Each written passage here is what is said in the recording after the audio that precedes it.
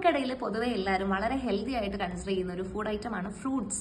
അത് പക്ഷേ അമിതമായാൽ അമൃതും വിഷം എന്ന് പറയും. അതുപോലെ തന്നെ ഫ്രൂട്ട് ഡയറ്റ് എന്ന് പറയുന്ന ഒരു ട്രെൻഡിങ് ഇപ്പോൾ ഉണ്ട്. ഫ്രൂട്ട് ഡയറ്റിൽ ആൾക്കാർ എന്താ ചെയ്യുന്നതെന്ന് പറഞ്ഞു കഴിഞ്ഞാൽ ഫ്രൂട്ട്സ് മാത്രം കഴിക്കും. ഫ്രൂട്ട്സ് മാത്രം കഴിച്ച് സ്കിൻ ഗ്ലോ ഒക്കെ ആവാൻ വേണ്ടിയിട്ട് ഫ്രൂട്ട്സ് മാത്രം കഴിക്കും. അപ്പോൾ ഇവിടെ പറ്റുന്ന പ്രശ്നം എന്ന് പറഞ്ഞു കഴിഞ്ഞാൽ അവിടെ പ്രോട്ടീൻ സപ്ലൈ ഉണ്ടാവുന്നില്ല. ബോഡി ഗ്രോത്തിന് വേണ്ടി അല്ലെങ്കിൽ സെല്ലിന്റെ ഗ്രോത്തിന് വേണ്ടിയിട്ട് പ്രോട്ടീൻ വളരെ അത്യാവശ്യമാണ്. സോ ഫ്രൂട്ട് ഡയറ്റ് എടുക്കുന്ന ആൾക്കാർ പ്രോട്ടീൻ സപ്ലൈയും കൂടെ അഡീഷണൽ ആയിട്ട് ചെറുപയർ അല്ലെങ്കിൽ മീറ്റ് ഒക്കെ ആയിട്ട് പ്രോട്ടീനും കൂടെ സപ്ലൈ ചെയ്യണം.